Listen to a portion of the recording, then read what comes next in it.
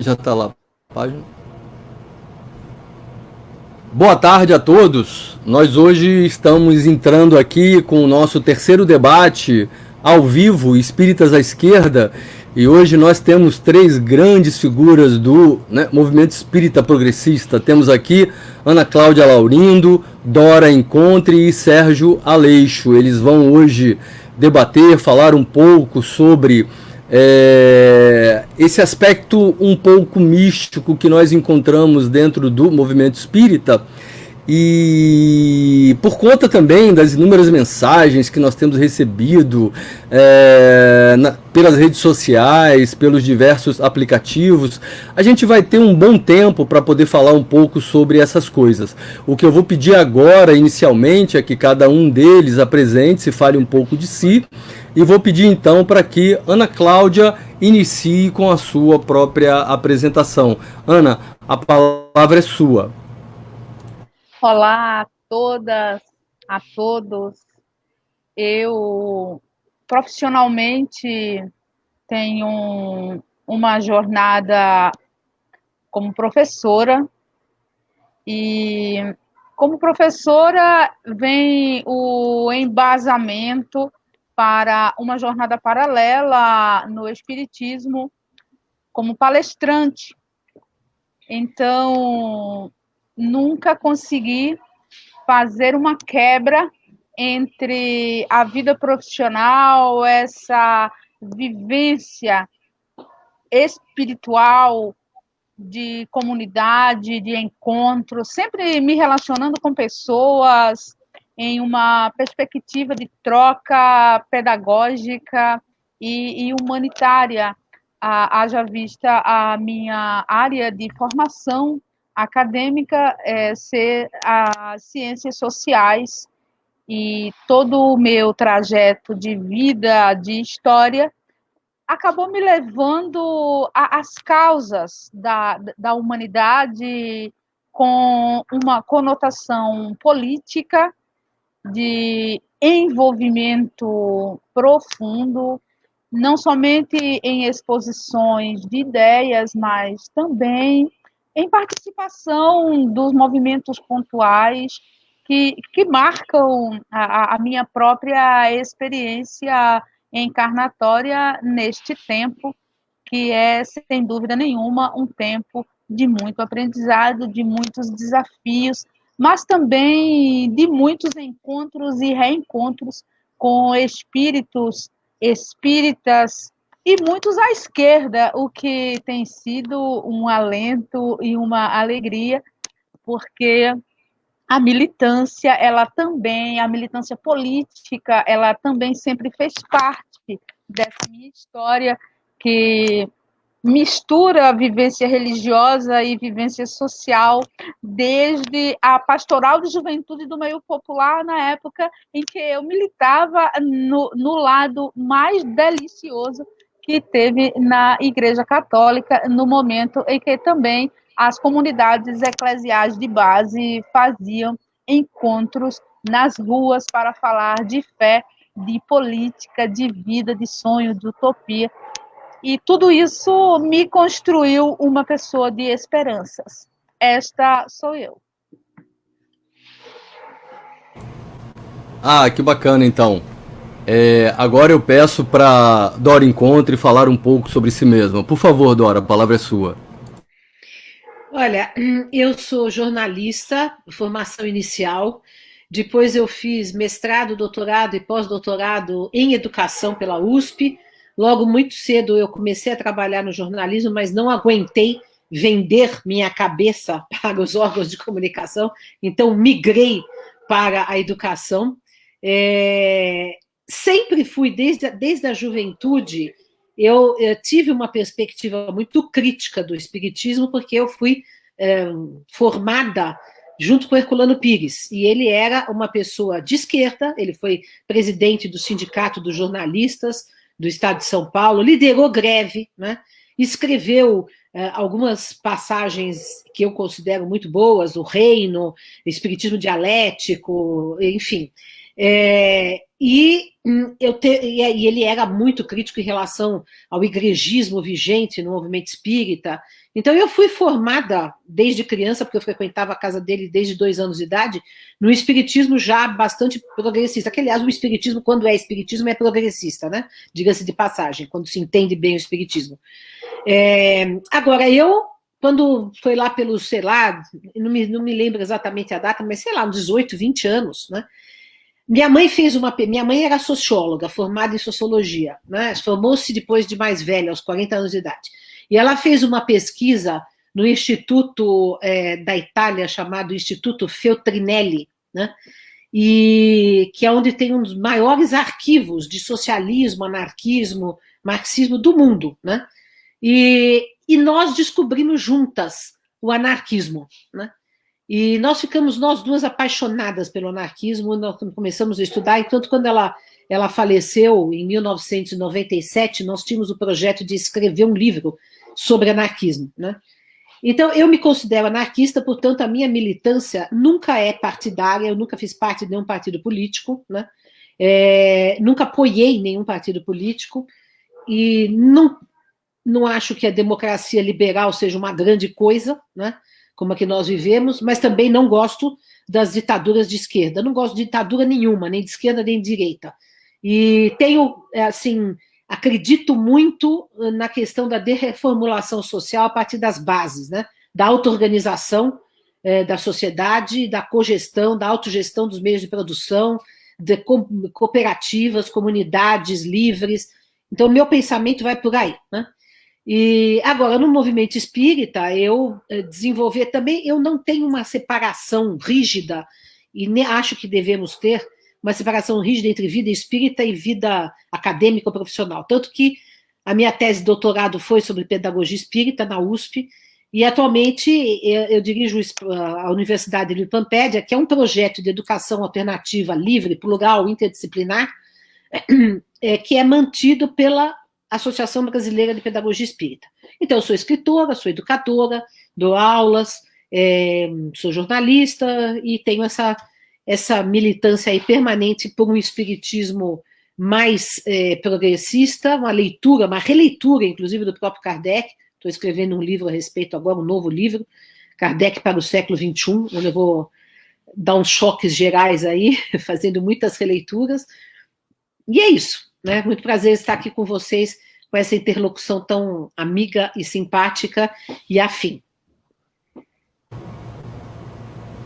Bom, bacana. Sérgio, meu amigo. Boa tarde, meus amigos, a todos os nossos irmãos que estão acompanhando essa live. É um prazer estar aqui com a Ana Cláudia, com a minha querida Dora Encontre, de quem um dos atributos principais hoje no progressismo é ser amigo de Dora Encontre, né? É um perigo, porque você pode acabar em alguma lista, né? Marxista revolucionário, coisas do tipo. Não é isso, Dora? Ser amigo de Dora Encontre é um problema, muito sério. Mas para mim é uma honra muito grande. Eu sou Sérgio Aleixo, vocês já devem ter ouvido falar por aí, eu sou professor de Língua e Literatura de Língua Portuguesa, formado pela UFRJ, licenciado também pela Faculdade de Educação da UFRJ, tive uma forte atuação em assessorias jurídicas de natureza do Executivo aqui no Rio de Janeiro. Foi aí que eu comecei, na verdade, a minha conscientização política, porque você começa a entender como é que funcionam as esferas de poder, né? Legislativo, executivo, o intercâmbio com o judiciário, e aí que você vai se politizando na realidade, né? Entendendo como é que as coisas funcionam e como é que, na verdade, as pessoas deveriam colocar, em primeiro lugar, o interesse público, e, na verdade, isso é uma grande raridade, né? Você não enxerga ali o grande interesse público tão propalado, tão falado na democracia liberal, né?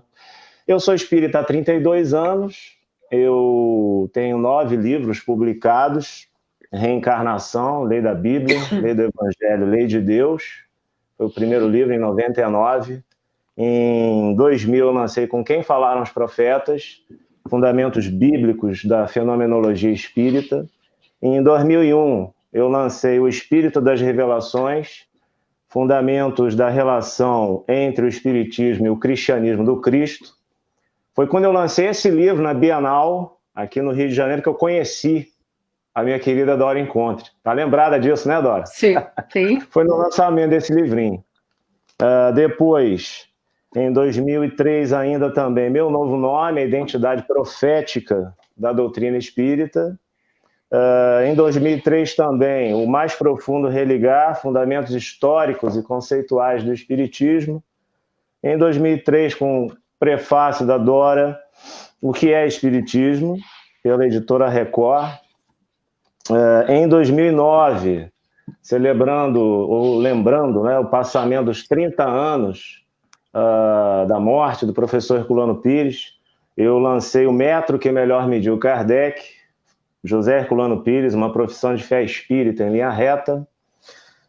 Em 2009, eu lancei o Espiritismo perante a Bíblia, em coautoria com meu querido irmão, historiador, professor Lair Amaro Faria.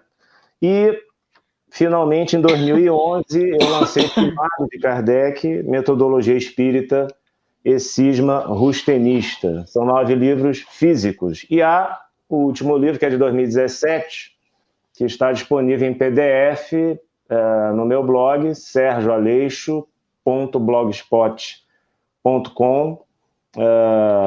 Vocês podem baixar o PDF por lá, que é Que Espiritismo é o Nosso? Ensaios da Hora Extrema, volume 1º, onde está inserido o capítulo que me rendeu também a alcunha de perigoso, marxista, revolucionário e ateu, né? É o texto intitulado Espiritismo e Comunismo, onde eu parto do discurso de Allan Kardec aos leoneses e aos bordeleses, o terceiro discurso inserido no livro Viagem Espírita em 1862, que é onde ele vai falar sobre as doutrinas de reforma social, como ele chamou na época, e ele lança ali uma interdição aos socialismos de um ponto de vista moral humano, porque não estaríamos em condições de um sistema que exigisse tantas perfeições dos homens. Mas, ao mesmo tempo, ao lado dessa interdição, a gente percebe que a crença espírita caminha nesse sentido, já que o egoísmo, segundo a crença espírita, tende a se minorar. E será que o capitalismo tem espaço para um ser humano renovado, altruísta, solidário, que vê na cooperação e na solidariedade a pedra fundamental de uma sociedade melhor? Eu acho que não. Então, nessa medida, eu desenvolvi esse pequeno ensaio. E é isso. Obrigado aqui por estar com vocês. Bem, eu quero dizer, mais uma vez, da honra e do prazer de estar com essas 3 grandes figuras aqui, conversando, dando oportunidade também a todos que estão assistindo a ouvir um pouco cada um de vocês, que tenho certeza que tem muito demais a contribuir, haja vista a extensa biografia de cada um dentro do próprio movimento espírita, com os textos que já foram publicados, aquilo que vocês atuam. É realmente um prazer imenso estar aqui com todos vocês. Mas eu queria começar então esse nosso debate, depois dessas primeiras apresentações, vindo trazer aqui para vocês um texto que para mim diz muito sobre esse momento que nós vivemos, que é aquele capítulo 6 da parte 3 do Livro dos Espíritos, que é a lei de destruição. Lá nós vamos encontrar a questão 737, que ela fala com que fim fere Deus o homem por meio dos flagelos? E aí ele diz, para fazê-lo progredir mais depressa. E na questão 740, ele diz, não serão os flagelos provas morais para o homem? E ele diz então, os flagelos são provas que dão ao homem a ocasião de exercitar a sua inteligência, demonstrar a sua paciência e a sua resignação. Isso é para poder contextualizar o que eu quero perguntar a vocês, e aí vou passar a palavra para cada um. É que nós vemos, por exemplo, as pessoas tentando trazer a ideia de transição planetária, que é uma coisa que a mim pelo menos a mim, em termos pessoais, causa algum incômodo, essa ideia causa algum incômodo, porque nada pontualmente, nenhuma tragédia, seja ela, por exemplo, uma guerra que tenha matado 50 milhões de pessoas, ou uma pandemia que pode vir a matar 1 milhão de pessoas, nada disso, na verdade, vem caracterizar per si uma transição planetária. E como diz o texto, na verdade, esses grandes flagelos são muito mais para nos dar oportunidade de encarar as coisas de uma outra forma e mais exercitar a nossa inteligência. E aí eu queria que vocês iniciassem comentando um pouco sobre isso. Ana, é sua a palavra, por favor. É sempre lamentável essa demonstração tão óbvia, tão grande dessa inclinação à busca da dor, à busca do sofrimento como condição sine qua non para o desenvolvimento, para as conquistas de patamares de humanidade, de civilização maiores e mais elaborados. Certamente, este tipo de tendência ele é resultado de toda uma doutrinação baseada nesse masoquismo e nesse sadismo que tem configurado o manuseio da força por parte de entes religiosos, através do pensamento, através da manipulação da mentalidade que se é propagada e se justifica como legítima. Nós ainda deixamos que este tipo de mensagem encontre eco nas nossas subjetividades, porque ainda não assumimos com plenitude o caráter de filhos de Deus, como a história e a vida espera que cheguemos a assumir. Porque o amor, como energia transformadora e renovadora, nos deixa em condições de ações objetivas em uma vida que não seria necessário sofrer para evoluir, se tivéssemos aprendido a amar e a absorver essas verdades que o amor traz em sentido coletivo. Mas a cultura que aprisionou a ideia de amor dentro de um conceito romântico e individual desmembrou amor de vida real, desmembrou amor de política, de cultura, de relações, de construções humanas, de estruturas de relacionamento. E nos deixou, de algum modo, num patamar de infantilidade mental, emocional, psicológica, que vem servindo de mote para a manipulação de entes que se instituíram como grandes e poderosos, dirigindo os rumos da história e das vidas. Desse modo, Sérgio, eu me coloco como alguém que não acredita na necessidade da dor e do sofrimento para o crescimento, a evolução e a plenitude. A dor e o sofrimento fazem parte das vidas, das histórias deste globo, de acordo com o nível de alcance de entendimento que nós, moradores dele, efetivamos em nossas vivências.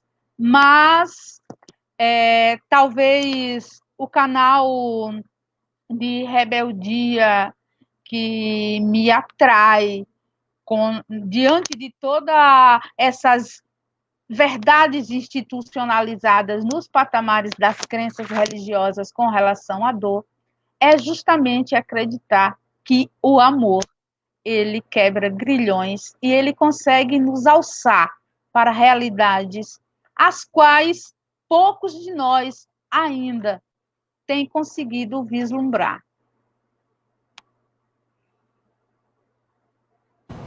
Ótimo. Ana, grato. Para passar a palavra para Dora Encontre agora, eu vou antes botar mais uma pimenta. Eu esqueci de citar aqui a questão 741, que ela fala: é dado ao homem o direito de conjurar sobre esses flagelos, e ele responde no meio da sua fala, ele fala: muitos flagelos resultam da imprevidência do homem. É só mais uma pimentinha aí. Dora, a palavra é sua. Olha, são várias questões, né?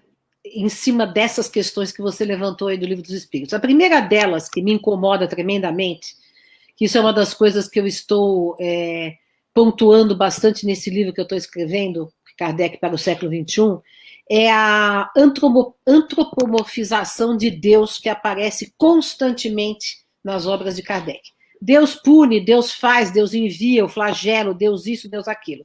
Eu acho isso que é um ranço, né, do Deus antropomórfico da tradição ocidental, que ainda está em Kardec, né, ainda aparece em Kardec. Isso nos causa hoje em dia um incômodo, né? Porque, de fato, Deus não pune coisa nenhuma, Deus não manda nenhum flagelo, Deus não fere a humanidade com nada, né? Porque Deus é amor absoluto, Deus é a causa primeira do universo, não fica interferindo no nosso planeta, nós é que fazemos a nossa história, nós é que escolhemos nossos caminhos, né? Agora, de fato, as dores, os flagelos, as tragédias pelas quais, as que nós não temos responsabilidade direta, porque a maioria temos nós a responsabilidade direta, né? Por exemplo, a fome, a injustiça, muitos flagelos vindos da natureza são provocados pela nossa própria ação desgovernada e abusiva em cima da natureza. Então, a maioria dos sofrimentos, das questões que nós enfrentamos no mundo, são obra nossa, né? Mas há alguns sofrimentos, há algumas dores, há alguns flagelos, algumas tragédias que não são obra nossa, que são contingências de nós estarmos neste mundo, né?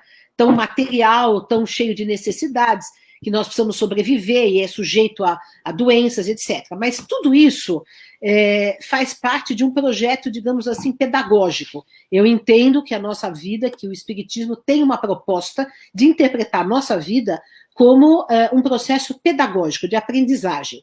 E nesse processo pedagógico, se hoje, no século XXI, as melhores pedagogias, as mais avançadas, acham que a gente não deve punir crianças, eu, por exemplo, sou partidária disso, não deve castigar crianças, nem punir crianças, né? Que tudo faz parte, inclusive o erro faz parte da aprendizagem, porque é através do erro que a gente se constitui e vai aprendendo na experiência concreta das coisas. Isso para as crianças, nós também, como seres humanos, vamos aprendendo através dos nossos erros. Então, não há tragédias, não há punições, não há lei do karma que cai sobre as nossas cabeças, porque, na verdade, nós estamos aprendendo como lidar com a natureza, como lidar com nós mesmos, como lidar com a sociedade. Espero que nós aprendamos mais rapidamente para podermos constituir um mundo melhor, né? Agora, essa questão do mundo em transição, eu tenho enxergado essa ideia de que nós estamos passando para um mundo de regeneração, que aparece nas obras de Kardec, como uma espécie de milenarismo espírita. O que é isso, né? Em várias tradições religiosas, mas principalmente na judaico-cristã, mas em vários movimentos judaicos, em vários movimentos cristãos, houve sempre essa ideia: está chegando um novo milênio, está chegando um novo tempo, o reino está se aproximando, né? E no Espiritismo de Kardec também aparece isso, só que a gente passa um milênio, passa outro milênio, passa um século, passa outro século, e não acontece um novo mundo, porque, de fato, essa é uma ideia um pouco, digamos, utópica. A utopia serve, sim, para a gente acenar o futuro, para nós vislumbrarmos o que vem e trabalharmos por esse futuro? Sim, serve. O marxismo também tem uma utopia, que é de uma sociedade justa, igualitária. O anarquismo também tem uma utopia, que é de uma sociedade livre, sem governo, sem Estado, né? Então, todas as proposições progressistas têm utopias, têm metas, têm ideias à frente. Porém, nós não podemos entender que esse mundo, seja de regeneração, seja um mundo sem Estado, seja um mundo sem classe, seja um mundo justo, perfeito, melhor, seja o reino de Deus na Terra, virá por uma intervenção miraculosa, divina, né? Mas só virá pela nossa ação, pelo nosso esforço, pelo nosso trabalho, pela nossa luta, pela nossa reorganização da sociedade, portanto, quando nós aprendermos a convivermos de maneira melhor, e isso, pelo jeito, está levando muito tempo. Então, eu não pertenço mais àquelas pessoas que dizem, estamos entrando na nova era de aquário, era disso, era aquilo. Não.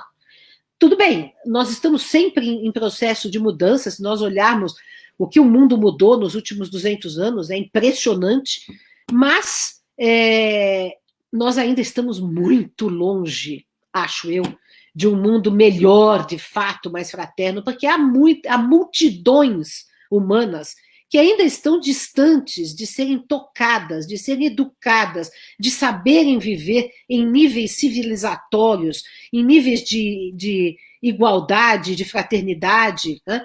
E existe também um pequeno grupo mundial que domina essas multidões, explora as paixões ainda embrutecidas de muitos, né? E os conduz, né? E conduzem essas massas de acordo com seus interesses para alimentar os seus próprios interesses. Então, é um processo que, para mim, exige ainda muita maturação, muita educação, muita luta, muita militância, muita mudança. Eu acho que a gente tem que ter serenidade, paciência, e sim, não quer dizer que nós vamos cruzar os braços e dizer, então não vai acontecer. Não. Temos que fazer os nossos esforços diários para mudar o mundo, porém, sabendo que não virá um mundo de regeneração agora por milagre daqui 5 anos, 10 anos, 50 anos. Né? Eu acho que isso é um tipo de utopia que tem dentro do espiritismo, como tem dentro de outras correntes de ideias, e que, tudo bem, serve para nos dar esperança, porém, nós temos que assumir a história nas nossas mãos.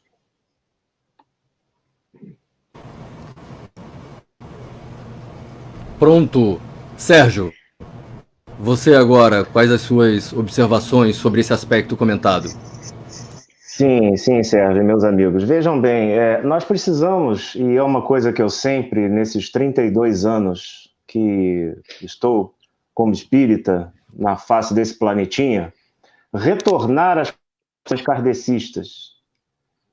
Nós temos perdido muito porque nos afastamos de Allan Kardec de uma tal forma que aí sim entramos na concepção de outras correntes religiosas e filosóficas que têm o nosso respeito, porque nós somos pluralistas, nós somos aqueles que cultivam a alteridade e o respeito às concepções dos demais, mas nós também queremos o respeito à nossa própria concepção. Quando eu leio, por exemplo, a última questão de O Livro dos Espíritos, ditada por São Luís, eu vejo esse campo semântico: transição, nova geração, regeneração. Tudo isto irá ser desenvolvido nos 2 últimos capítulos da última obra publicada por Kardec, a Gênese, os Milagres e as Predições segundo o Espiritismo. Ora, não há nenhum tipo de concepção mística, pelo menos eu particularmente não encontrei, nas obras de Allan Kardec.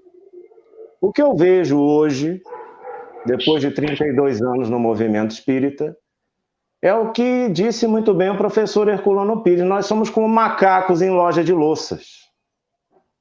Os espíritas hoje são macaquinhos numa loja de louça. Estragam tudo, deturpam tudo, fazem enxertos desnecessários. Não têm a menor noção da construção conceitual e sistêmica das obras de Allan Kardec. Vejam bem, meus amigos, a última questão do Livro dos Espíritos aparece em 1860. Sabe quando essa questão vai merecer um desenvolvimento completo 8 anos depois, em A Gênese. E nesses 2 últimos capítulos, eu tive a oportunidade de gravar 2 vídeos para o meu canal. O Kardec irá se afastar de 2 posições. Uma delas, a incredulidade, porque nega a providência divina. Providência divina. O que é providência divina? O que é Deus para o Espiritismo? É a primeira questão do Livro dos Espíritos. Não é um velho barbudo tacando raios em cima das pessoas e punindo alguém. É a inteligência suprema, é a causa primária de todas as coisas. Isto é Deus para o Espiritismo. Então, Kardec se afasta das posições que negam a inteligência das leis divinas. Há um propósito maior na vida. Isso aqui não é um caos. O caos está na nossa cabeça, está na nossa ignorância, está na nossa falta de amor, sobretudo.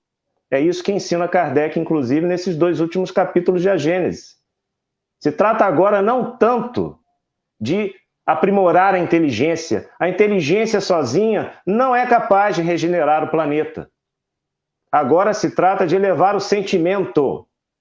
Só o progresso moral, ou seja, a elevação do sentimento para a cooperação, solidariedade, poderá traduzir um bem-estar real para as sociedades humanas. Então, nessa medida, Kardec também irá se afastar do misticismo. Está claro no capítulo 18. Nem a incredulidade, porque negará a inteligência das leis soberanas de Deus. Nem o misticismo, porque quer justamente a subrogação dessas leis. O Espiritismo é naturalista. As leis da natureza não vão ser desrespeitadas. Então, aqueles que aguardam essa fase, essa regeneração, essa nova era, por efeitos mirabolantes, por sinais no céu, tudo isso é derrocado pela concepção kardecista já desde o século XIX. Não é um cataclismo que vai aniquilar com uma geração inteira. Está claro na Gênese. Nada vai acontecer do ponto de vista exterior como já não tem acontecido. Então, estes flagelos, tudo isso faz parte das leis naturais. É assim que o Espiritismo os vê. Os espíritos encarnando e desencarnando, como disseram muito bem Ana Cláudia e Dora Encontre, estão aprendendo o processo pedagógico. Com todas as dificuldades, com todos os obstáculos, nós aprimoramos a nossa inteligência no sentido de superá-los e, sobretudo, que é isso que está nos faltando muito mais, aprimorar a nossa consciência, porque temos ciência, mas não temos consciência. Esse é que tem sido o nosso problema. Muita ciência, muita técnica. Para quem? Para meia dúzia. Sabe por quê? Porque não tem consciência. Não há empatia, não há amor, não há solidariedade para distribuir isso, para entender isso como um bem humano de todos. Nessa medida, nós estamos num sistema de valores, e agora aproveitando aqui o nosso espaço, que é de esquerda, é progressista. Eu costumo dizer, a identidade política do Espiritismo está nas suas leis morais, é indissociável. E estas leis morais prevêem solidariedade, cooperação, uma sociedade que não está baseada na exploração do homem pelo homem. As pessoas não vão viver, Kardec diz claramente em A Gênese, umas às custas das outras.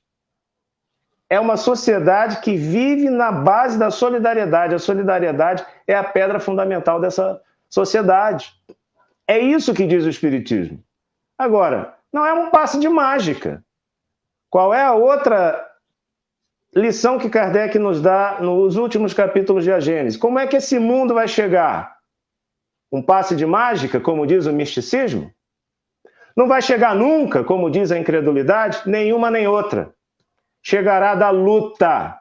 Luta entre as ideias retrógradas e as ideias progressistas. Esses verbos, texto de Kardec. As ideias progressistas e as ideias retrógradas estão em luta. Então, como bem disse a nossa querida Dora Encontre, a responsabilidade é nossa. Temos que tomar a nossa responsabilidade. Nós estamos negligenciando. A omissão também é pecado. Para quem gosta do vocabulário, não é? Antigo, a omissão é considerada pecado também. O Livro dos Espíritos ensina também isso. Nós somos responsáveis muito mais pelo bem que deixamos de fazer do que pelo mal que fazemos. Então, as concepções kardecistas, a meu ver, são aquela loja de louças, como dizia o professor Herculano Pires, muito bem arrumadinha. Mas os espíritas, meu amigo Sérgio Maurício, pelo amor de Deus, haja macaquice.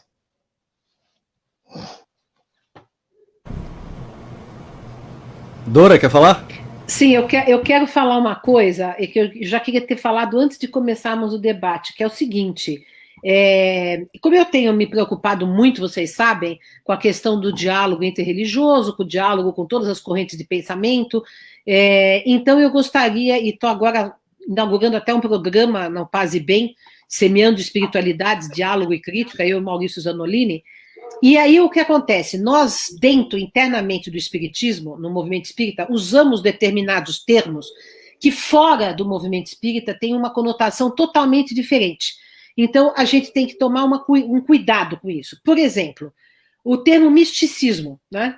Nós usamos aqui, estamos usando, inclusive no próprio título da nossa live de hoje, ele está sendo usado de maneira pejorativa, né? Como no sentido de preguiça, de mistificação, de irracionalidade, até de fantasias, enfim, né? Nessa linha. Nós usamos de maneira negativa. Só que, tradicionalmente, em todas as tradições, por exemplo, no catolicismo, no hinduísmo, no islamismo, no judaísmo, nós temos os movimentos místicos, que são uma corrente, que, aliás, todos se dialogam muito bem, de pessoas que tiveram experiências místicas, que fazem poesia mística, por exemplo, o Rumi, o Tagore, sei lá, enfim, né? Santa Teresa d'Ávila, etc. E aí, que é uma experiência, digamos, de Deus, uma experiência direta, que envolve a prece, que envolve contemplação, e que não tem nada de pejorativo. Inclusive, eu estou advogando a ideia de que nós já temos poesia mística e espírita, com Herculano Pires, com Regis de Moraes, e eu também tenho feito, né? Quando poesias que falam de Deus, etc. Né? Então, vejam, eu acho muito importante a gente delimitar isso e deixar claro, e também há outros termos, por exemplo, espiritualidade, a gente costuma falar, a espiritualidade fez isso, a espiritualidade fez aquilo, como se fosse o conjunto de espíritos, né? E, na verdade, quando a gente fala de espiritualidade aí fora, na universidade ou em diálogo com outras correntes, espiritualidade é aquilo que é comum, inclusive, a todas as religiões, né? É o que é transcendência, é o que é o contato com o sagrado, com tudo isso, e existe, inclusive, pessoas que têm uma espiritualidade sem ter nenhuma religião, né? Então, até eu advogo a ideia de que o espiritismo, em vez de ser uma religião, na verdade, uma forma de espiritualidade. Eu só estou delineando essas fronteiras, porque quando a gente vai se comunicar com o mundo, né, e não só apenas entre nós temos que ter esses cuidados para não gerar mal-estar, né? Então, alguém poderá pensar, algum católico passa por aqui e poderá pensar, nossa, mas será que eles estão criticando uma poesia mística do Rumi, ou do Tagore, ou da Teresa d'Ávila? Não, não tem nada a ver. O que nós estamos falando de misticismo é aquilo que nós não consideramos claro, racional, que consideramos piegas, que consideramos irracional ao extremo, enfim, é isso. Eu queria dizer, Dora, que tá certo o que você diz, mas eu delimitei aqui a definição de misticismo, ou seja, a subversão das leis naturais. Eu sei. Ok? Então não usei, eu pelo menos, em sentido pejorativo. E também não identifiquei em Kardec nunca nenhum sentido pejorativo. É nesse sentido, digamos, anticientífico. A concepção científica do mundo é materialista, óbvio. Sim. Né?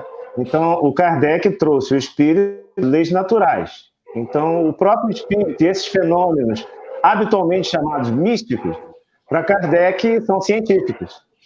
Então, é uma questão de linguagem, realmente, mas da nossa parte, jamais houve nenhuma intenção pejorativa. Não, eu sei.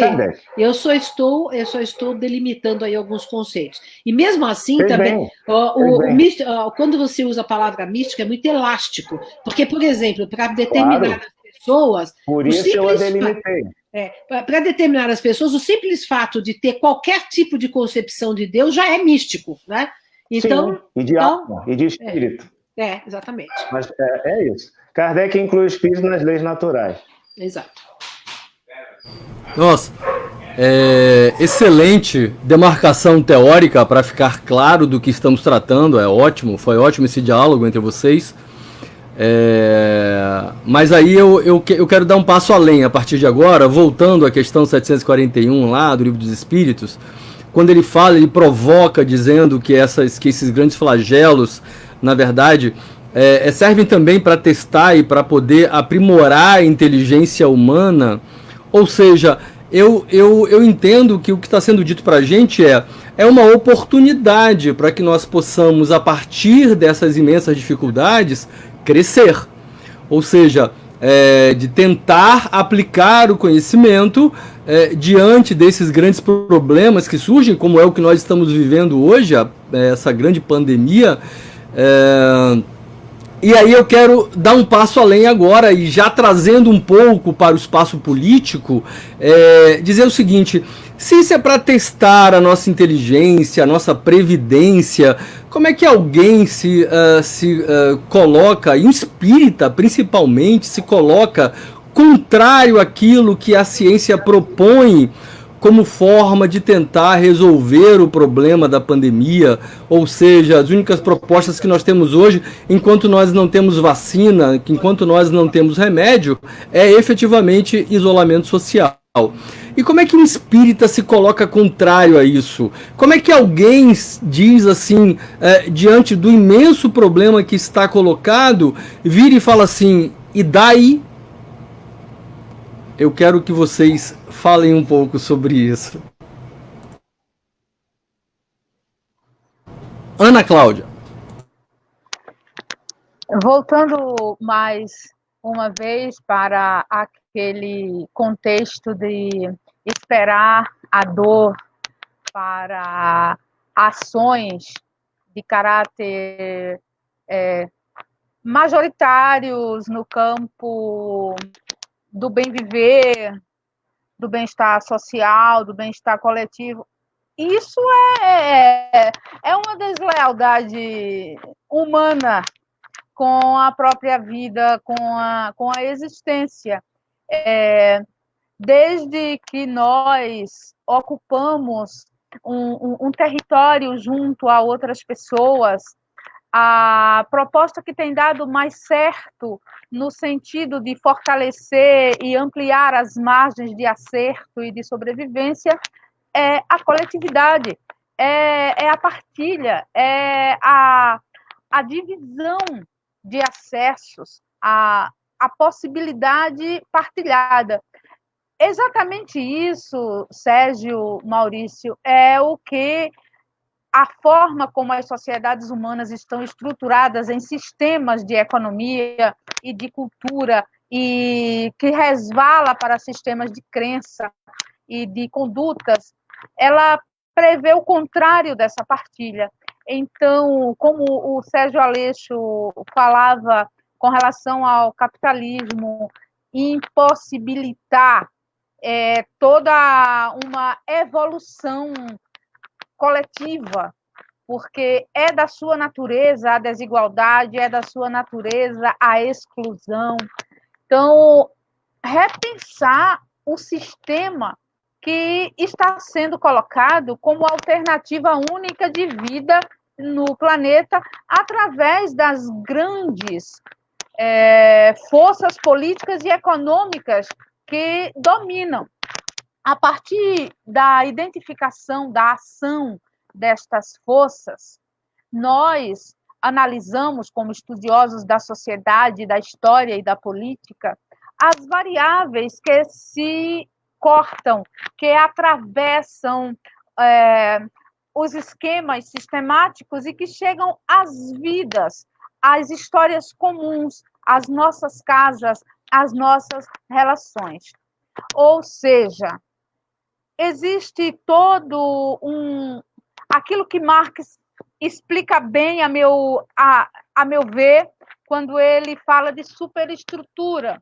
A superestrutura é algo que navega no pensamento, é o que dá suporte ideológico para que as ações se concretizem, se materializem na sociedade a partir dos danos que o sistema coloca, mas que são compreendidos como partes necessárias da vida comum, coisas que não podem ser tiradas, porque são assim, sempre foram assim e continuarão sendo assim.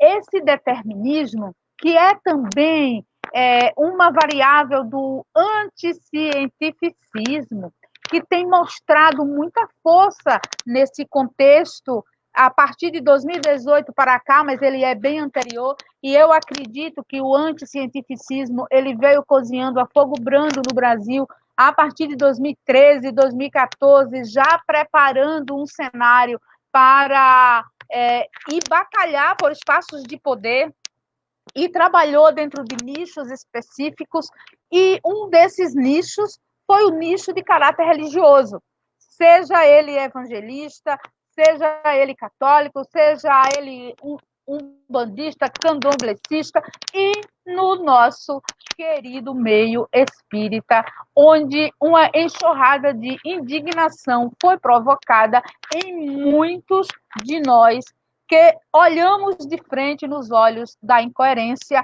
dentro das nossas casas espíritas, a partir das atitudes dos nossos pares, e tudo conjugado em uma dança da morte que se tornou base dessa luta pelo poder político partidário no nosso país, que se efetiva com a eleição do medíocre Jair Bolsonaro, que traz em sua representação uma mistura tão grande de interesses, de intencionalidades e de projetos, que o sentido do "e daí?", que saiu da sua boca diante de um cenário de morte, ele é facilmente compreendido. Porque Jair Bolsonaro, ele não se tornou presidente do Brasil pelo Brasil, mas pelos interesses específicos dos grandes sistemas financeiros, políticos, que, de algum modo, buscam lucrar com a realidade colocada nesta terra, que, desde o momento de palanque de Jair Bolsonaro, preconizava sangue, preconizava morte, perda, distúrbio, enlouquecimento e desestrutura de uma nação que, um pouco antes, uma década atrás, tinha um discurso voltado à esperança, voltado à liberdade, voltado a uma assertividade de conduta social, que incomodou desde o princípio a uma elite estabelecida, que também serviu de válvula para ser acionada pelos interesses destes grandes líderes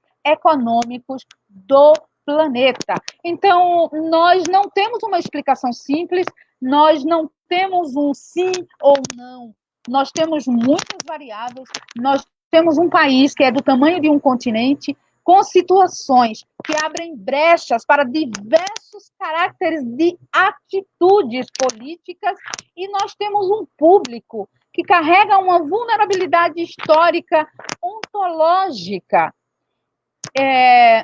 Não gosto de falar com nenhum posicionamento determinista. Não consigo acreditar que quem acredita na continuidade da vida, quem sabe que a matéria encarnada ela não é o início e nem o fim de tudo o que é grande, é magnífico e que se manifesta em energias criadoras e renovadoras, possa acreditar no determinismo. Então, ser espírita e ser política é acreditar na possibilidade de uma sociedade para além do capitalismo, uma sociedade sem capitalismo, uma sociedade a partir de novos conceitos e de novos sistemas em funcionamento. Eu não creio que a pandemia ela tenha chegado como punição, porque também não creio em Deus punitivo. Eu também não creio que a pandemia tenha chegado como oportunidade de renovação, porque associar renovação a um flagelo é algo que muito lúgubre para um espírito poético como o meu dá conta. Eu não dou conta desse tipo de associação, mas eu creio que a pandemia ela deixa a descoberto as nossas falhas, as falhas sociais. Ela deixa a descoberto os investimentos incipientes na área da saúde pública. Ela mostra como foi criminosa aquela atitude de Temer, congelando os investimentos públicos na área da saúde em um país que já arrastava inúmeros problemas nessa área. A pandemia mostra que nós precisamos de justiça social, sim, para ter salvação, e não é salvação espiritual para depois da morte do corpo, não. É para nos salvar da miséria, é para nos salvar da dor, mas da dor de agora, da dor pontual, de termos uma nação que não se alimenta, de termos uma nação que não tem identidade digna, forte, firmada, justamente porque é encabrestada pela fome, pela necessidade do estômago em reter alimento para manter a energia do corpo. A pandemia mostra, ela desnuda como nossos sistemas de política, eles têm sido criminosamente postos e institucionalizados, e as nossas mentes direcionadas a avalizar, a legitimar a prática desses sistemas. O Brasil hoje mostra como as suas instituições elas estão apodrecidas em atitudes, mas não é de hoje. Isso é secular. E o fato de ser secular não significa que tem que ser aceito como se nada estivesse acontecido, mas que já está passando da hora de transformar, de modificar toda essa estrutura.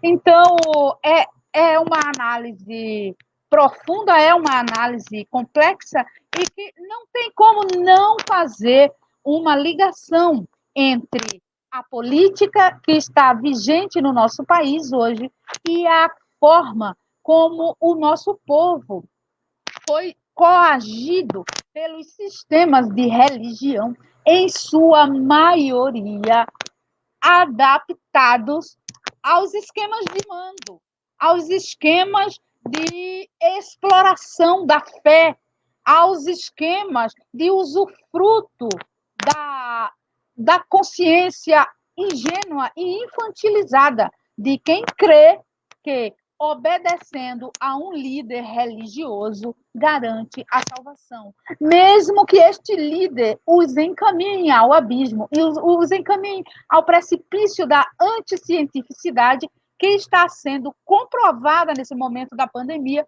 como um dos obstáculos para a vitória sobre a própria pandemia. Desse modo, o ser humano ele é tão atraente quanto repulsivo em suas possibilidades de ações.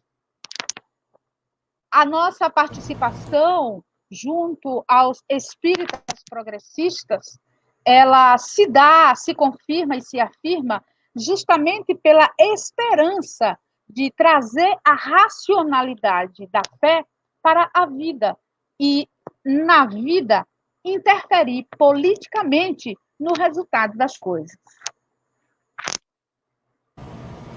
Ana, muito obrigado pela sua fala, ótimo. E eu já passo para Dora. Por favor, Dora.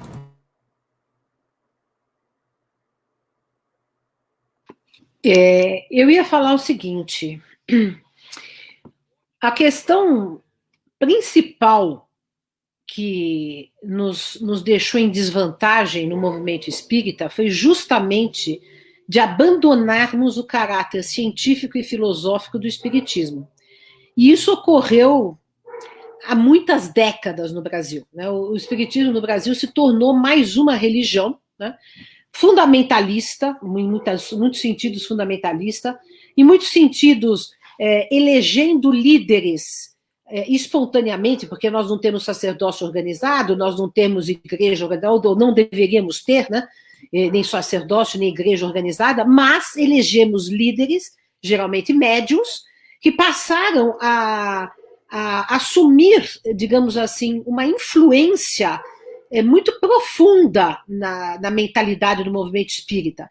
E essa influência, e esses médiuns que foram eleitos ou que foram escolhidos, ou que foram se tornando líderes, né, do movimento espírita, são pessoas sem formação cultural, sem formação política, sem formação científica, e entenderam o espiritismo assim de maneira bem simplória, e começaram, né, a pontificar do alto das suas mediunidades, né, com mensagens, com livros, com orientações e com opiniões pessoais, né, que passaram a valer como se tivessem, como se fossem revelações, né, do plano espiritual inquestionáveis, né. Esse é um problema que nós constatamos no movimento espírita, e isso o Herculano Pires já criticava, né? Então, o que acontece? Isso foi fazendo com que o movimento espírita, que por definição o espiritismo teria que ter um espírito mais científico, mais racional, foi decrescendo em racionalidade, foi decrescendo em cientificidade, foi decrescendo em consciência política, e foi virando um movimento religioso igual a outros movimentos fundamentalistas e racionais que são explorados por líderes que estão interessados no seu narcisismo, em que venham alimentar seu ego, né, o seu poder, etc.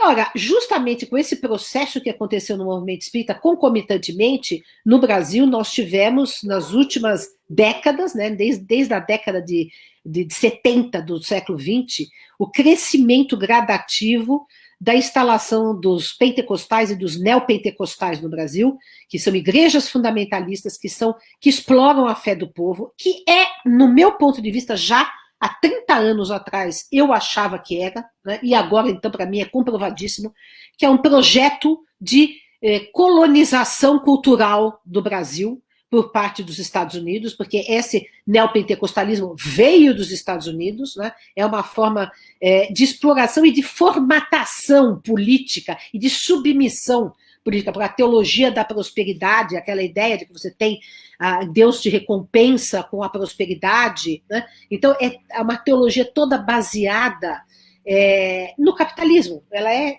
bem encaixada no capitalismo, para submeter o indivíduo ao mercado, para ele trabalhar direitinho, honesto, submisso, quietinho, silencioso, né? Para prosperar, e aí Deus vai dar um carro para ele, porque Deus é fiel, e assim vai, né? Então, concomitantemente, com esse processo que nós estamos sofrendo no espiritismo, no Brasil foi crescendo essa onda. E o que fizeram? Eu devo falar, as esquerdas, os movimentos progressistas e nós espíritas não tratamos de uma questão principal, que é de educar o povo, que é de conscientizar o povo, de educar em todos os sentidos, educar culturalmente, educar politicamente, arrancar o analfabetismo político, né? Trazer ciência para o povo. Vejam bem, Kardec, Hippolyte Léon Denis Rivail, quando ele era ainda Rivail, né, isso antes de se interessar pelo espiritismo, ele fazia aulas públicas de anatomia, de geografia, de astronomia para 500 pessoas adultas à noite, gratuitamente. Assim como Léon Denis viajava à França fazendo palestras junto com uma biblioteca ambulante pregando a educação livre, a educação para todo mundo, né? Quer dizer, ou seja, o movimento espírita nasce, o espiritismo nasce de pessoas, isso nem sem mencionar Pestalozzi, que trabalhou pela educação popular e que foi mestre de Kardec, sem mencionar Comênios, que influenciou Pestalozzi, né? Quer dizer, ou seja, nós estamos dentro de uma tradição que a educação do povo, a educação popular, seria a base da transformação do mundo, porque você educando o povo tendo consciência política, o povo tendo consciência científica, sabendo o que é ciência, sabendo distinguir o que é ciência, o que é revelação mística, né? Agora mística no sentido negativo, mesmo irracional, que submete, né? O povo sabendo disso, ele é capaz de tomar melhor o seu destino nas mãos, de participar politicamente de maneira mais ativa, mais firme, e não de ser manipulado por fake news. Agora, um povo que é tratado à base da teologia da libertação e que dentro do centro espírita é um assistido social, né? Um evangelizado, alguém que recebe sopa e pão, mas que não é educado, mas que não é conscientizado, mas que não é trabalhado culturalmente, que não é sequer alfabetizado, né? Então esse povo, de fato, vai ser manipulado por um escritório do ódio, vai ser manipulado pelas fake news, que, aliás, é uma estratégia, uma tática que não foi usada apenas no Brasil, está sendo usada a nível mundial, né? Esse fenômeno que nós estamos vendo no Brasil é um fenômeno mundial de retrocesso, de terraplanismo, de contestação e de dissolução na ciência, né? Quer dizer, o povo está descrendo daquilo que é ciência, né? Para apegar-se a padrões irracionais, fundamentalistas e fanáticos de patriotismo, de fé medieval, né? É um fenômeno universal. E nós, que somos espíritas, que temos uma ideia de uma filosofia científica, racional, progressista, etc., o movimento embarcou, a maior parte do movimento, infelizmente, embarcou totalmente nesse mesmo rumo, porque abandonou o caráter científico-filosófico do espiritismo e acobertou, né, essa liderança nefasta que alguns médiuns passaram a exercer no movimento espírita, né, e que passaram a pontificar, né, e apoiam ditadores, apoiam essas pessoas mais reacionárias e mais exploradoras possíveis, né? E aí todo mundo vai atrás também, porque todo mundo está dentro desse mesmo diapasão. Negação da ciência, fé irracional, patriotismo burro, né? E elitismo, sobretudo, né? Porque temos que ver também que o movimento espírita é um movimento predominantemente de classe média, e a classe média quer manter os seus privilégios e, em geral, não pensa nos mais pobres e, em geral, não tem uma consciência política mais desenvolvida. Então, é por aí algumas considerações que eu queria tecer. Sérgio.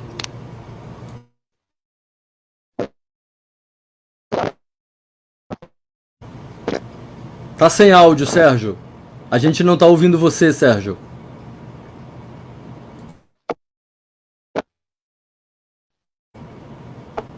Não. Ainda não temos seu áudio, Sérgio. Aconteceu algum pequeno problema técnico aí. Que pena. Vê se...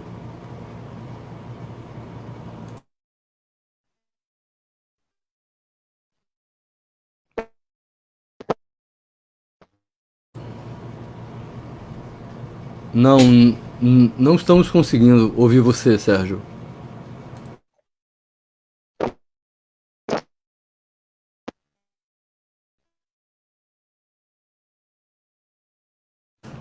Parece algum mau contato no cabo do seu fone de ouvido, não sei. Talvez seja isso.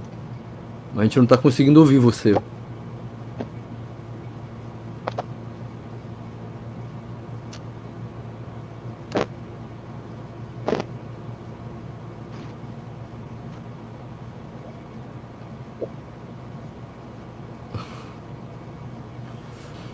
Bem, não estamos conseguindo ouvir, Sérgio. Não chega nenhum som seu, nenhum. Apenas ruído. Estão vindo alguns ruídos como se tivesse algum mau contato, alguma coisa do gênero no seu cabo de áudio aí, alguma coisa assim. E se ele sair e entrar de novo, pode ser feito isso? Vamos.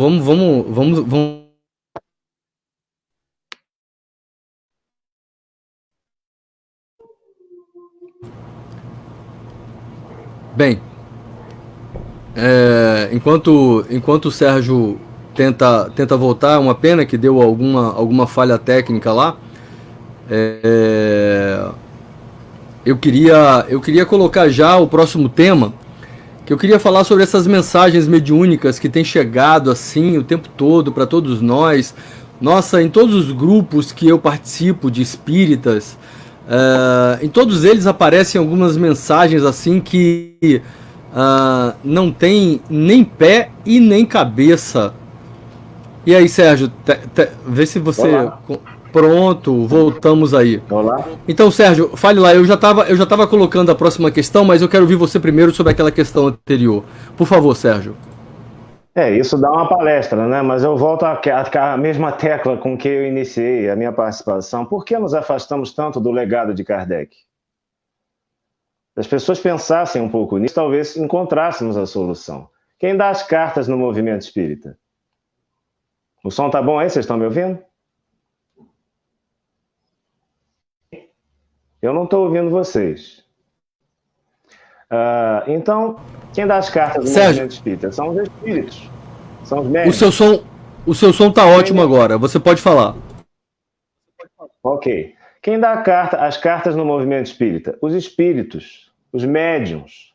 Sem nenhum critério de confronto, sem nenhum tipo de análise. Eu incluo aí Chico Xavier, Divaldo Franco, todos os grandes nomes. Emmanuel, André Luiz, valem mais do que Kardec. E nós estamos aí nessa situação. Eu não me surpreendo de nada disso. Há mais de 20 anos, há bem mais de 20 anos, eu me conscientizei para essa situação e não me surpreendo com o que está acontecendo. Não me surpreendo que tenham votado em Jair Bolsonaro. Não me surpreendo que tenham acolhido o antipetismo, o antilulismo, na carona do anticomunismo. Nada disso me surpreendeu. Porque é justamente uma postura que fomenta a ignorância, a falta de esclarecimento, a falta de cultura. É um pessoal que se informa por propaganda, mas eles pensam que é jornalismo. E ficam confortavelmente nessa situação. Desde 2013, quando acontece, então, a grande polarização, a gente começa a perceber que está cercado de fascista para tudo quanto é lado. Você começa a perceber que você tomava passe de fascista, você rezava, orava junto com o fascista. Essa que foi a grande... Eu nunca me preocupo. Gente, eu não tenho filiação partidária. Não tenho nenhuma filiação partidária. Fui lá silenciosamente, exercer meu direito de voto, sempre na esquerda, mas nunca me manifestei politicamente, nunca vi necessidade disso. Agora, em 2013, quando a gente viu a reeleição da presidente Dilma ameaçada completamente, todo mundo teve que tomar atitude. E eu tomei atitude depois que a direita tudo. Porque eles dizem que não fazem política, mas eles estavam lá fazendo política. Todo mundo pedindo voto para Aécio Neves, mas eles eram isentos. Não gostavam de política, estavam votando em Aécio por falta de opção, não é mesmo? Aí eu disse, não é possível. E agora essa turma, grande parte, evoluiu para Jair Bolsonaro. Lavaram as mãos em sangue. O pessoal que não votou, que anulou voto, também lavou as suas mãos em sangue. Mas não foi por falta de aviso. Eu faço palestras, escrevo artigos, aviso o pessoal por todas as formas possíveis para esse caminho que estava acontecendo. Mas o que nós ganhamos com isso? Ganhamos uma oposição raivosa. Somos chamados até de ateus, como se isso fosse algum xingamento. Não é. Mas eles são mais crentes porque votam em Jair Bolsonaro. Preferem se aliar a alguém que esteve justamente apoiado pelo fundamentalismo religioso supostamente cristão. Eu tenho dificuldade em dizer isso, porque para mim o cristianismo é outra coisa completamente diferente. E não quiseram ficar ao lado do progressismo, ao lado daqueles partidos, ao lado daquelas propostas que são muito mais identificadas com o esquema de valores da doutrina espírita. Agora, volto a dizer, isso não me surpreendeu em nada. Eles são do divinismo oracular. Essa gente tem medo de espírito. O que o médium fala, eles acatam ali, na hora, não questionam. Se for Chico Xavier ou Divaldo Franco, então acabou. Não tem mais discussão. Então eu não me surpreendo dessa situação. Se ele acredita em fake news, pessoas instruidíssimas, médicos mesmo, eu recebo pelo meu zap, desaconselhando isolamento. social. Eu digo, pegou o diploma e jogou no ralo, jogou na vala. Olha, vou ressaltar a vocês o que Kardec diz. Eu adoro isso, né? O que Kardec diz? Ninguém sabe, ninguém leu nem o que Kardec disse, que deixou de dizer. Um monte de gente falando de espiritismo, ninguém nunca soube o que foi isso. Dá nos nervos, viu? E eu sou assim meio sanguíneo muitas vezes, é o sangue português, né? É difícil, muita gente fala de espiritismo, mas nunca passou pela cabeça dele o que raio é espiritismo, ele não sabe o que é. Nunca leu. Tem um artigo em novembro de 1865, Revista Espírita. Alguém já leu a Revista Espírita? São 12 tomos. Eu acho difícil, porque os caras não leram nem o que é espiritismo. Leu a Revista Espírita? Não leu. Ele imagina que existe um artigo chamado Espiritismo e a Cólera. Nem passa pela cabeça dele. Fatalista, ele está dizendo o seguinte, não, se não chegar a minha hora, tudo bem, interpretação equivocada dos espíritos, então eu posso sair, na boa. Tá bom. Lê lá o que o Kardec diz aqui nesse artigo. Vou ler ipsis literis. Na situação... Bom, ele começa dizendo que o espírita tem coragem moral, não fica, enfim, no desespero diante da morte, porque ele sabe que vai se livrar de um envoltório físico, vai passar a viver num envoltório semimaterial, etc, etc. Agora, segue-se daí, diz o Kardec, que devam os espíritos negligenciar as precauções necessárias em casos semelhantes, por exemplo, de epidemia, de pandemia, de necessidades sanitárias, por exemplo, e baixar a cabeça ante o perigo, porque é o que muitos estão fazendo, contra justamente a posição científica. De modo nenhum, diz Kardec, de modo nenhum. Eu queria ver essa gente, eu leio isso aqui e depois dizer que é kardecista, porque é no mínimo hilário, né? Seria cômico se não fosse trágico. Tomarão todas as cautelas exigidas pela prudência, diz Allan Kardec. E uma higiene racional, porque não são fatalistas.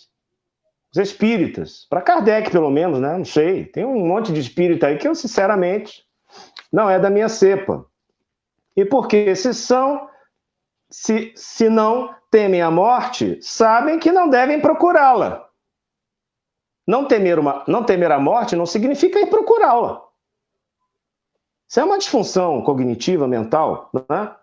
Ora, não levar em conta as medidas sanitárias que os podem preservar seria verdadeiro suicídio. Gente, isso está escrito para hoje, para agora. Então nós estamos aí diante de um bando de suicidas. E um país que está sendo presidido por um genocida, que é pior ainda, né? Cujas consequências os espíritas conhecem muito bem para elas se exporem. O suicídio é uma causa terrível, de qualquer forma. Consideram como um dever os espíritas velar pela saúde do corpo, porque a saúde é necessária para a realização dos deveres sociais. Está claro aí, Sérgio? Posso finalizar a participação com esse texto de Kardec? Porque, né? O que mais dizer diante disso?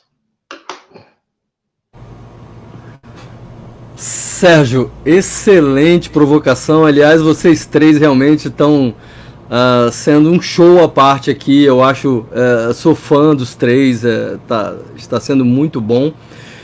E vou usar a mesma provocação sua, já que você citou a Revista Espírita. Vou trazer um outro artigo dela, que também é interessante que se faça leitura nesses tempos de pandemia, que é o artigo de novembro de 68, quando ele fala sobre a epidemia nas Ilhas Maurício. É um outro texto interessante, que lá tem uma mensagem de um espírito que fala que as estrelas cadentes não eram apenas um presságio, mas era uma causa secundária também. E aí eu quero pegar esse gancho para voltar a falar do tema das mensagens espíritas. Eu estava introduzindo o tema aqui, falando justamente que nós temos recebido, todos nós, eu tenho certeza, os que estão ouvindo também, recebido diversas mensagens de caráter profético, falando um monte de coisa, de datas, de problemas, de transição planetária, de mudança da humanidade. Nossa, estamos sendo bombardeados com mensagens que não passariam em nenhuma análise crítica simplória.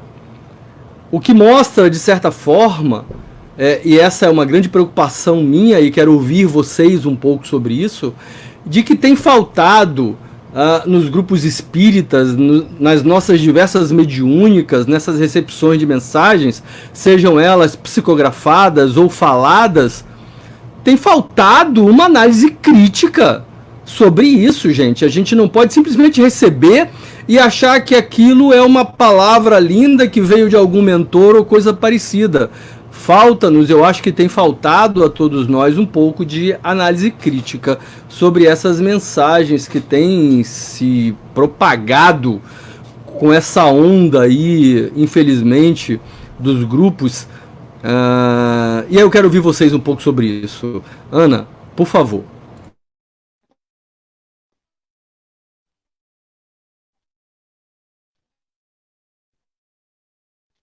Precisa tirar o mute, Ana. Você tá com o mute ligado. Desculpa, perdão. A temática das mensagens mediúnicas, ela está permeando todo esse ideário brasileiro sempre que convém a um dado grupo, a uma dada estirpe de pessoas poderosas às quais o movimento espírita brasileiro, de algum modo, se associa. Porque vocês lembram de uma mensagem que previa o Jair Bolsonaro como um salvador? Vocês lembram como foi difícil, não é, digerir tamanha infantilidade no comportamento dos nossos pares ao acatarem de maneira apaixonada mensagens que nada tinham a ver com a figura pública e confessa do Jair Bolsonaro? Um indivíduo que nunca negou as suas disposições, as suas crenças, todas as suas descompensações, os seus paradoxos. Eu estou tentando ser uma pessoa gentil, porque falar de Jair Bolsonaro é algo extremamente desafiador no campo da civilidade. E nós tínhamos os nossos pares acatando aquilo ali com o ufanismo. E nada mais normal que na pandemia, na sequência de justificativas para as aparições criminosas de Jair Bolsonaro em público, incentivando aglomerações, dando vazão a tudo aquilo que o mercado, o empresariado mesquinho está esperando que aconteça. Então, essas mensagens, elas surgem como suporte para toda esta insanidade, esta anticientificidade, e, mais uma vez, revela que nós que estamos frontalmente contra esta atitude, Sérgio Aleixo, nós não temos nada a ver com isso, não. Quem tem a ver e vai responder por isso são os que, se utilizando da projeção dos seus nomes, eles estão fortalecendo um cordão da morte.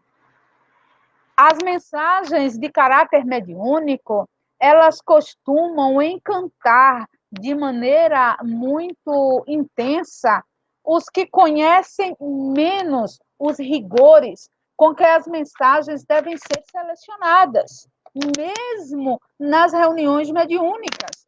Nós fomos aconselhados a correr o risco de refutar verdades para não cairmos nas armadilhas da mentira. Nós somos orientados a adotar métodos seletivos, a ter rigor de análise. Lembra que os nossos pares espíritas brasileiros abriram mão do mais simplório rigor de análise vocabular desde o contexto de 2018 até este momento, continuam fazendo isso com a consciência da responsabilidade que esta atitude lhes confere, seja com relação a espíritos encarnados ou desencarnados. Também nós sabemos que há sintonia entre grupos que estão fazendo a atividade medianeira e aqueles desencarnados que se manifestam. Se em uma dada reunião mediúnica é recebida uma mensagem com um teor que, como essas que vêm aparecendo nas redes sociais, sobre baixa vibração, sobre afinidade no nível de morbidade com o vírus.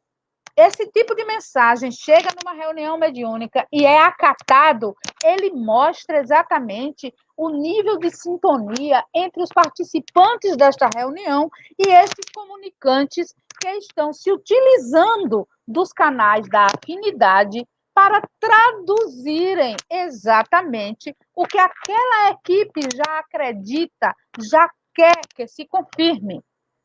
Nós não temos ilusões de que espíritos desencarnados são os homens e as mulheres que ontem estiveram encarnados aqui e que muitos continuam se utilizando das capacidades de coerção, indução, fascinação, subjugação para atuarem em áreas de interesses longe, bem distante da autonomia do pensamento, que é o alcance da verdadeira clarividência.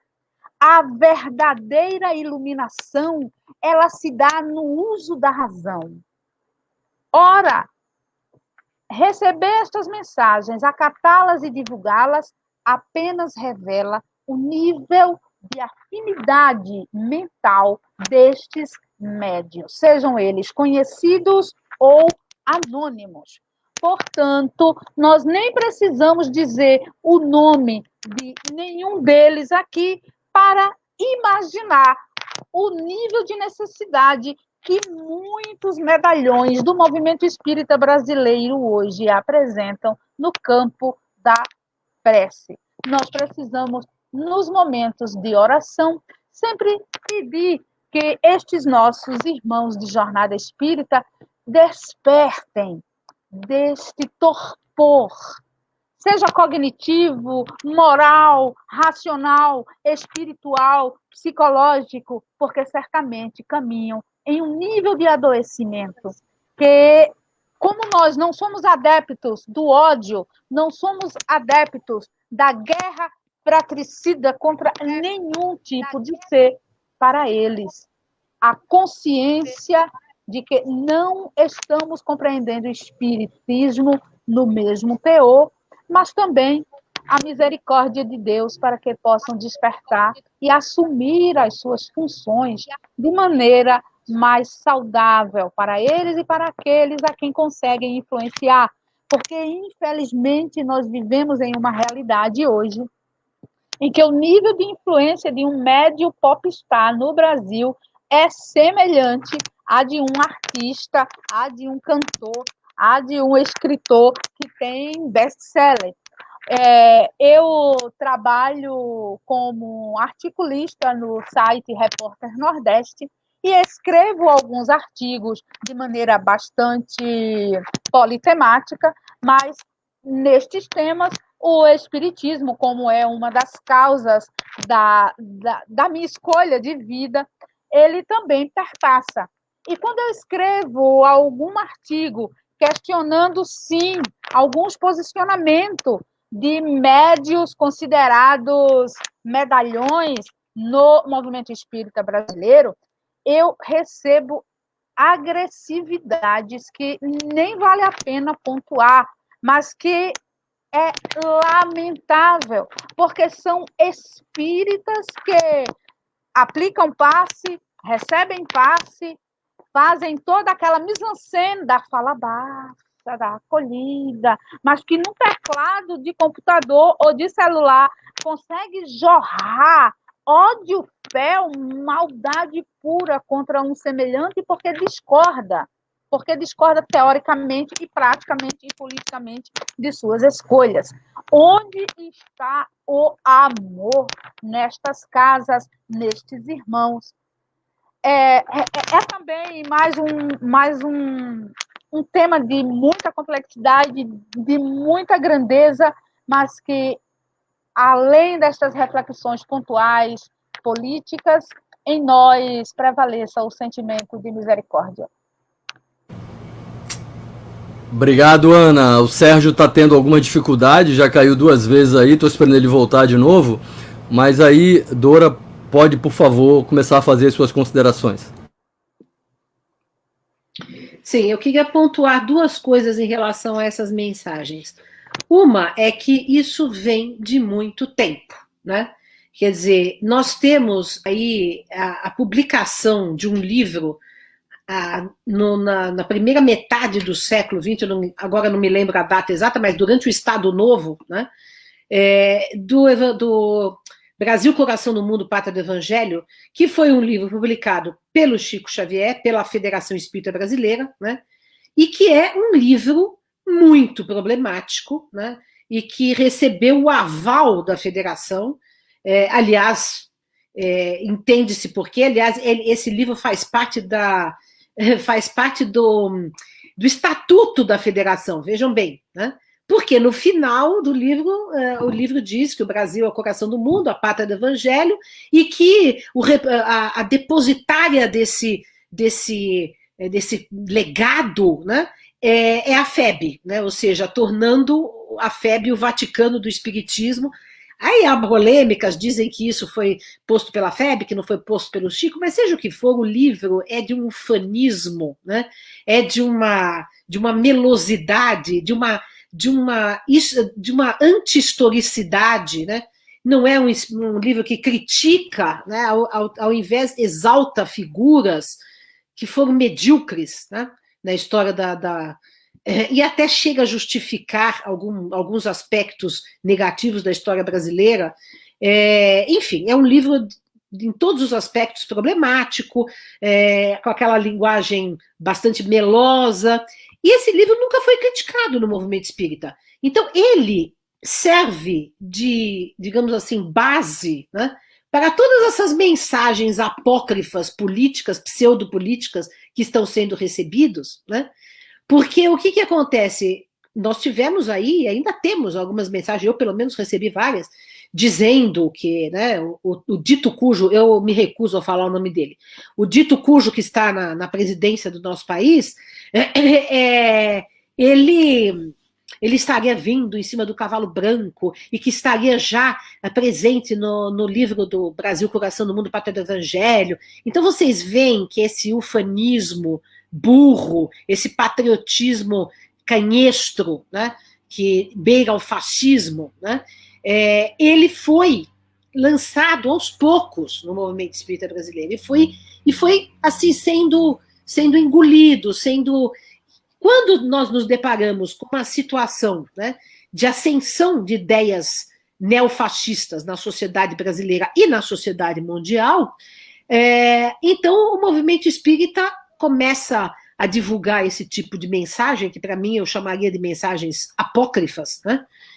Mas que tem essa ressonância que vem de obras consideradas inquestionáveis no movimento espírita, porque todas as obras do Chico Xavier são consideradas inquestionáveis, né? Eu não partilho da posição do meu querido amigo Sérgio Aleixo, eu não acho que... Não jogaria fora toda a obra do Chico, não. Eu gosto de muita coisa do Emmanuel, do André Luiz, mas tudo tem que ser passado pelo crivo da crítica, da análise, e há certos livros do Chico, como esse mesmo, que eu estou citando agora, que é o Brasil, Coração do Mundo, Pátria do Evangelho, que é um absurdo. É um anjo que dirige o país, é o anjo Ismael. Gente, mas onde nós estamos, né? Quer dizer... É um mito, né? Na verdade, esse livro ele institui um mito. Então, combina bem com a pessoa que está sendo chamada de mito agora, né? Essa é uma consideração que eu queria fazer, quer dizer, a consideração de que toda essa base mítica, né, melosa, ufanista, né, ela já vem no movimento espírita brasileiro há muitos anos, há muitas décadas, desde do início do século XX. Né? Esse é um ponto. E agora isso, quer dizer, tomou corpo, né, politicamente no movimento espírita. A outra coisa que eu queria dizer é o seguinte, é que essas mensagens que estão circulando, que infelizmente eu também recebo de vez em quando, não muitas vezes, porque depois eu excluo todas as pessoas que partilham esse tipo de informação, mas, ou de desinformação, né, de desinformação, mas também revelam a profunda ignorância em que nós estamos mergulhados agora, não só os espíritas, mas a população toda e o mundo todo, né? Nós estamos num momento de retrocesso, né, de retrocesso cultural profundo no mundo, né? E isso no Brasil ainda é mais forte, porque nós nem chegamos, né, a atingir um nível de educação do povo para termos o retrocesso. A gente não chegou e já começamos a retroceder, né? Na verdade, a verdade é essa, né? Quer dizer, ainda tínhamos uma grande contingente de analfabetos funcionais, muita gente fora da escola, uma escola deficitária, né? Mesmo com o investimento de alguns anos, um pouco de investimento na educação que nós tivemos com os governos do PT, mas para mim muito abaixo do que seria necessário, né? Enfim, mas agora nós estamos num momento de retrocesso, as pessoas não sabem mais nem escrever uma frase, né? Basta ver os comentários que surgem no Facebook, no Instagram, para ver o nível de analfabetismo em que o povo está. Ora, isso constitui uma situação em que as pessoas não são capazes de distinguir um texto que está mal escrito, que está cheio de contradições, que é um texto sem sentido, como você disse há pouco, Sérgio Maurício, sem pé nem cabeça, que essas mensagens não têm nem pé nem cabeça, são prolixas, né? São emboladas, né? São de uma linguagem, eu diria até gongórica, né? Barroca, do século XVII, toda confusa, toda enrolada, né? E, aliás, eu digo sempre uma coisa, e isso também demonstra, vem aí aquilo que o Sérgio Aleixo tinha dito, que eu concordo com ele, falta estudo de Kardec. Para mim, o livro, o mais pertinente, mais urgente dos livros que nós temos de Kardec, o mais que ainda permanece inteiramente atual, é o Livro dos Médiuns, porque justamente nos dá o instrumental necessário para a gente fazer uma análise crítica do que nos vem do mundo espiritual, das mensagens, etc. E ele lá diz o seguinte, que mensagem de espírito evoluído, de bom espírito, de espírito superior, é mensagem clara, simples, né? Que não é empolada, que não quer... o espírito que está esclarecido, ele esclarece, ele não confunde. E essas mensagens que nós vemos, aliás, por exemplo, toda a obra, e agora eu vou citar o nome mesmo, do Divaldo Franco, é uma obra toda empolada, inteira. Eu já fiz análise, eu não gosto de nenhuma obra do Divaldo Franco, porque são todas empoladas, cheias de idas e voltas, e nunca gostei, né? Então, vejam, nós já estamos acostumados a essa linguagem. Já estamos acostumados a essa linguagem de espírito mistificador, porque o mistificador faz isso, enrola, embola, fala e não diz nada, né? E aí as pessoas ficam achando que beleza, que maravilha, porque não sabem distinguir uma mensagem clara, objetiva, racional, né? Coerente, que é assim que deve ser analisada, que é só essas mensagens que devem ser aceitas. Além disso, tem o seguinte aspecto, Para Kardec, e isso é muito importante, eu também penso assim, as mensagens, a comunicação com o mundo espiritual, os espíritos não têm que tomar o nosso lugar, nem na política, nem na ciência, nem na história. Eles não têm que fazer ciência, eles não têm que fazer história, eles não têm que fazer política por nós.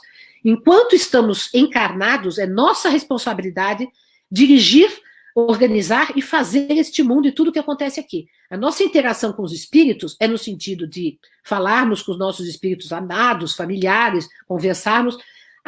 Quando os espíritos trazem mensagens, é para trazer mensagens consoladoras, orientadoras, de ordem moral, de ordem filosófica, porém não cabe a eles nos dar diretrizes políticas, não cabe a eles nos dar diretrizes na ciência e na história, né? Então, por quê? Porque nós é que temos que constituir o conhecimento humano, né? Enquanto estamos aqui responsáveis por esse conhecimento.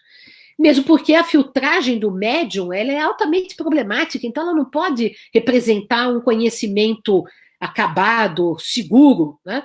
Kardec, ele constituiu o conhecimento espírita em diálogo com os espíritos, mas sempre submetido aos seus critérios racionais.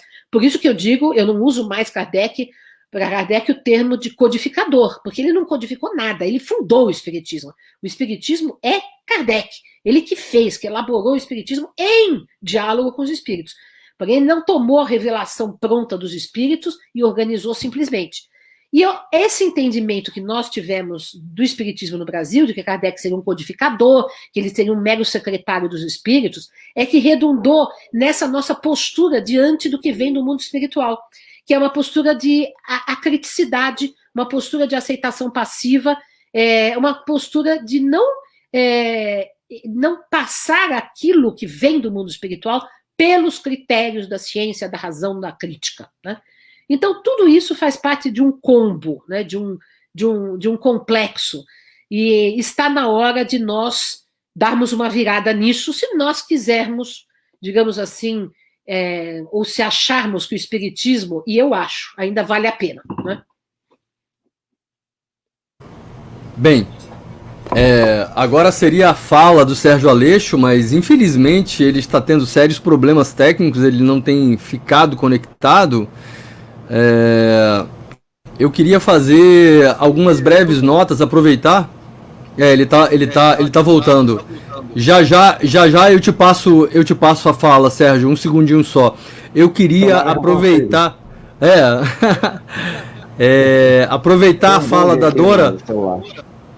A minha participação aqui nesses nossos debates, geralmente ela não é opinativa, é apenas de tentar provocar vocês para que vocês possam efetivamente ensinar-nos algumas coisas.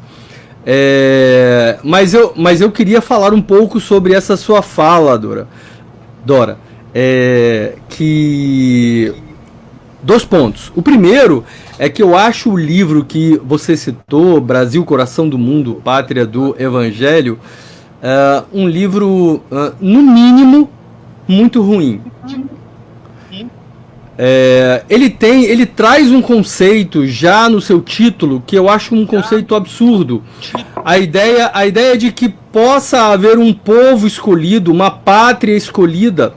Isso é de uma visão tão desqualificada em relação às propostas espíritas que sequer deveria ser considerada.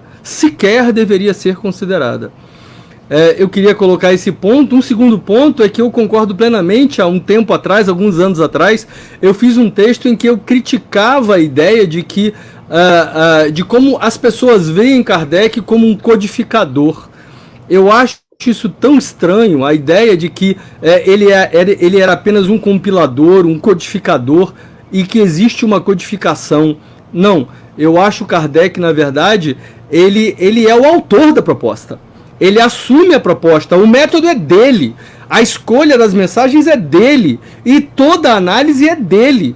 Então nós não temos o direito de tirar de Kardec a autoria da obra. A obra é kardecista. Efetivamente, ele não é codificador, não. Ele é o autor da obra. Eu só queria fazer esses 2 comentários que eu concordo plenamente com você e quero passar a palavra para o meu amigo Sérgio Aleixo.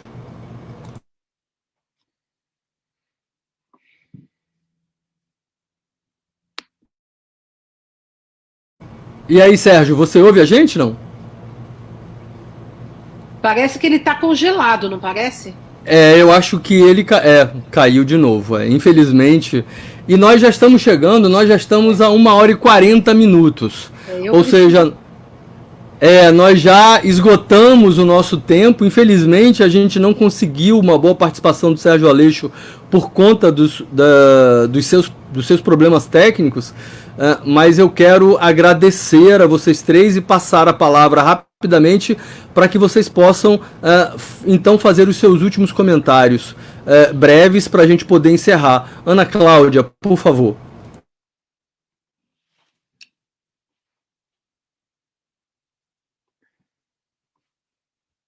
Você está com o mute ligado, Ana. Gente, eu estou tão empolgada aqui assistindo que esqueço esse detalhe.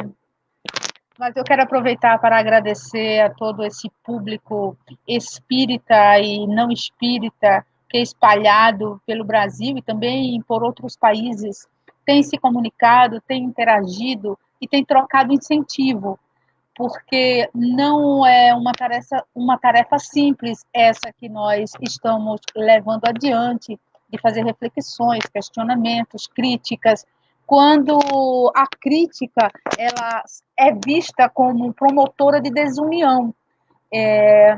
Para que essa chama não apague, para que essa chama ganhe intensidade e possa, inclusive, passar para muitas outras mãos e muitas outras bocas e rostos, incentivar, permanecer numa interação amorosa, afetiva, o alimento que nestes dias de solidão pandêmica tem trazido e mantido a inspiração da análise, da crítica, do posicionamento e também da acolhida.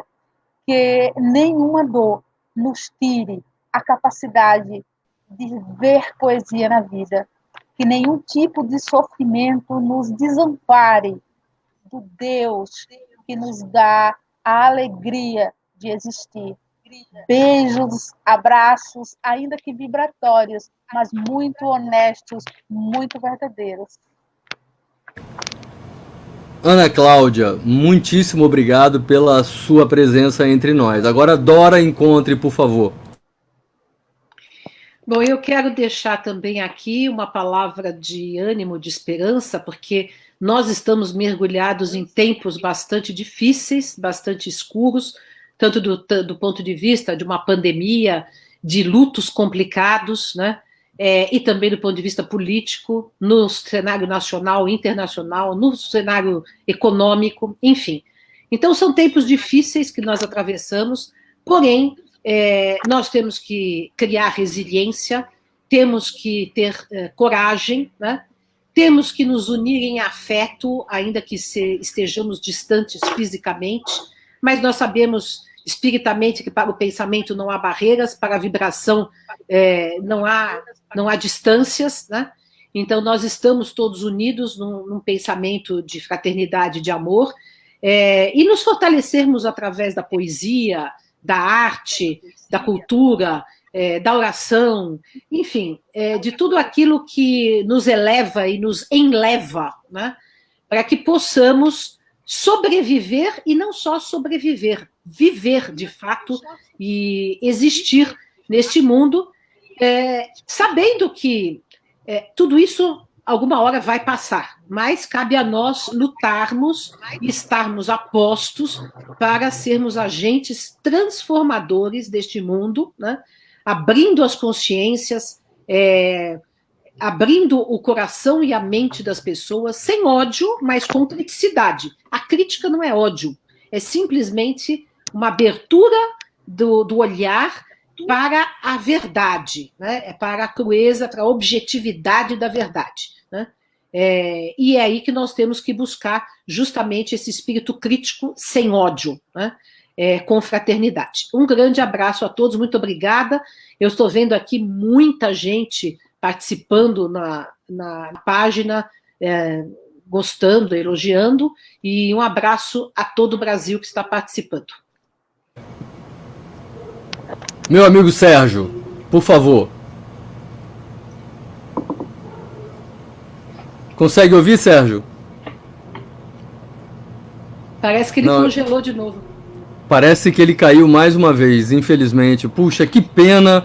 A participação do Sérgio, enquanto ele esteve bem conectado, foi maravilhosa, como já era esperado, aliás, de vocês três.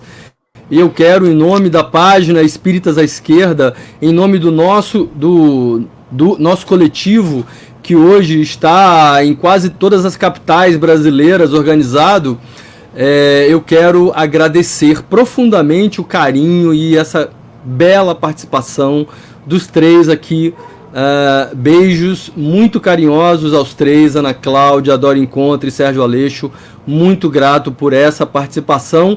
E dia 12 agora nós já teremos um novo encontro em que nós debateremos o tema LGBT e o movimento espírita. Então, gente, até lá, um abraço e muitíssimo obrigado. Um beijo a todos vocês.